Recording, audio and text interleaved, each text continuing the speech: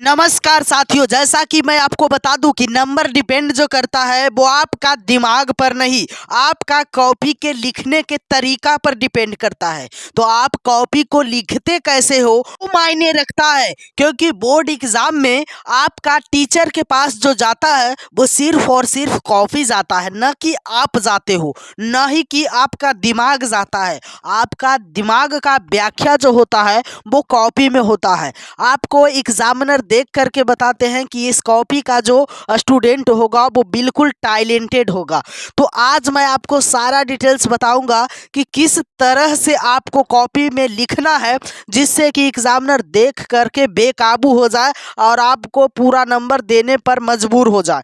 लेकिन कुछ बच्चे ऐसे गलती करते हैं जिस कारण से उनको दिमाग तो बहुत होता है, पढ़ाई भी बहुत करते हैं, लेकिन उस गलती के कारण से वो बेचारे का नंबर कम आते हैं और वो फेल के श्रेणी में भी चले जाते हैं। और नंबर किन किन छात्रों का कम आता है? जो ज़्यादा तेज रहते हैं उन्हीं का कम, और जो कमज़ोर छात्र रहते हैं, बराबर आप अक्सर सुनते होंगे कि जो कमज़ोर छात्र है उनका नंबर ज़्यादा आ गया है और जो ज़्यादा तेज छात्र है उनका नंबर कम हो गया है।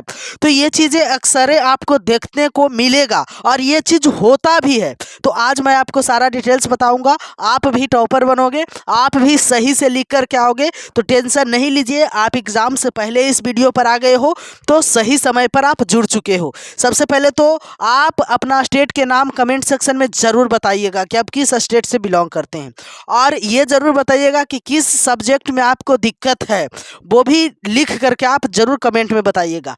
और मैं आपको सारा डिटेल्स आपको कॉपी सजाने का बताता हूँ। तो सबसे पहले कॉपी में गलती नंबर 1 जो आप करते हो, जिस कारण से आपका नंबर काट लिए जाते हैं, ज़्यादा काट पीट को लेकर के। ज़्यादा काट पीट अगर आप कॉपी में कर देते हो जिस कारण से आपका नंबर कम जाएगा। देखिए, कमज़ोर छात्र है लेकिन लिखा है कैसे, एकदम बिल्कुल साफ साफ लिखा और दूर दूर लिखा है। बिल्कुल आप इसी ढंग से आपको लिखना होगा। अगर आप इस ढंग से लिखते हो तो एग्जामिनर खुश होकर के आपको नंबर दे देंगे, इसलिए आपको टेंशन नहीं करना है। आप लिखिए सिर्फ साफ साफ, और हाँ, कोई भी प्रश्न का जवाब में कुछ न कुछ जरूर डाले, यानी कि सही चीज डालना है, ना कि गलती। देखिए यहाँ लिख दिया है ये फलाना ठिकाना, नाम ठिकाना, रिक्वेस्ट विक्वेस्ट वगैरह ये सब लिखते हैं। तो ये सब लिखने से आपका नंबर काट लिए जाएंगे। देखिए ये सब जितना भी कटा हुआ नंबर है सब अनाप शनाप लिखा हुआ है। तो आपको अनाप शनाप नहीं लिखना है, बिल्कुल वही लिखना है जो आपका प्रश्न है। और प्रश्न सीमा पर ध्यान देना। कितना बच्चा जो है वो प्रश्न की सीमा ध्यान नहीं देते हैं कि 60 से 70 शब्द में लिखने के लिए प्रश्न बोला जा रहा है, और आप लिख देते हो बहुत ज़्यादा, 120 भी पुरा देते हो। आप पुराने का आपको रीज़न क्या है पता है? आप एकदम जोश जुनून में रहते हो कि हम एकदम पूरा नंबर लाएंगे, ज़्यादा लिखेंगे तो ज़्यादा नंबर मिलेगा।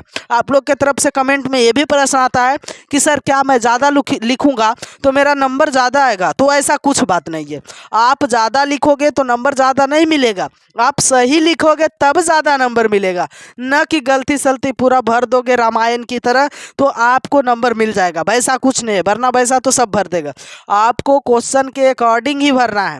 आप उतना ही अनाप शनाप लिखे, ज़्यादा लिखे जितना कि चल सके, है ना। एकदम कितना बच्चा है जो कि पूरे के पूरे अनापे शनाप लिख देते हैं, तो उनसे नंबर मिलेगा नहीं, आपका नंबर काट लिए जाएंगे। लेकिन हाँ, आपको जो प्रश्न आता है उसको 10 पेज में पहले बना लीजिए। अगर आपको कोई प्रश्न का उत्तर साफे नहीं आता है तो आप ऑब्जेक्टिव में खोज लीजिए, उस प्रश्न का उत्तर ऑब्जेक्टिव में ही मिल जाएगा। जैसे कोई प्रश्न है, उस प्रश्न का ऑब्जेक्टिव बना हुआ रहेगा, वही ऑब्जेक्टिव वाला ऑप्शन को वहाँ पर डाल दीजिए, आपको नंबर मिल जाएगा। तो कितना बहाना ढूंढ लेता है कि मुझे आता नहीं है, ये है वो है, नंबर कट जाएगा। तो मैं भी चाहता हूँ मेरे प्यारे साथियों कि आप भी अपना माता पिता का सपना को साकार करो, न कि आप अपना माता पिता को डिमोटिवेट करो जिससे कि उनका सपना चूर हो जाए और आपको पढ़ा